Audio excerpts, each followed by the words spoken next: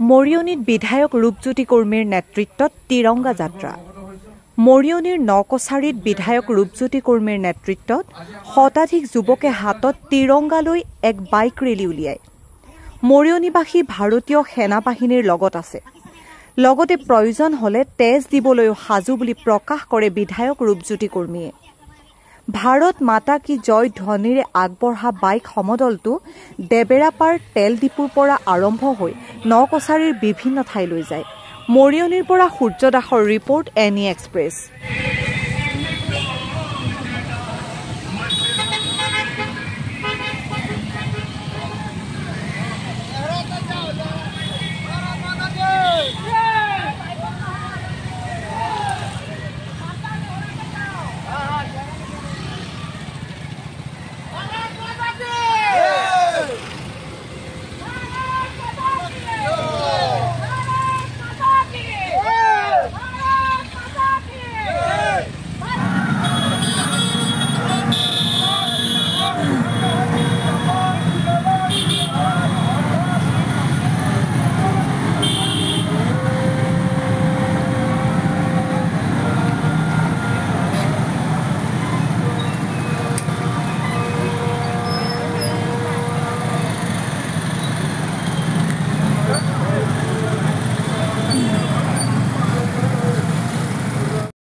আমি এই তিৰংগা যাত্ৰা মাননীয় দেশৰ প্ৰধানমন্ত্ৰী নৰেন্দ্ৰ মোদী ডাঙৰীয়া আৰু মাননীয় মুখ্যমন্ত্ৰী ডক্টৰ হেমন্ত বিশ্ব শৰ্মা ডাঙৰীয়াৰ যি ভাৰতীয় সৈনিকৰ প্ৰতি দায়বদ্ধ, প্ৰত্যেক ভাৰতীয় নাগৰিককে হ'বলৈ কৈছে, অসমৰ নাগৰিকক হ'ব কৈছে।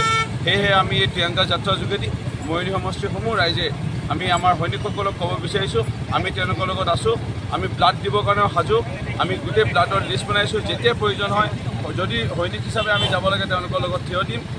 আমি লগত আছোঁ, ভাৰতীয় সৈনিকলৈ লৈ আমি এই বাৰ্তা দিছোঁ আৰু এই তিৰংগা যাত্ৰাৰ যোগেদি আমি তেওঁলোকক শুভকামনা জ্ঞাপন কৰিছোঁ। আমি তেওঁলোকৰ লগত আছোঁ, যিসকলে প্ৰাণ আহুতি দিলে তেওঁলোকৰ পৰিয়াললৈ সমবেদনা জ্ঞাপন কৰিছোঁ। ভাৰত মাতা কি জয়, ভাৰত মাতা কি জয়, ভাৰত মাতা কি জয়।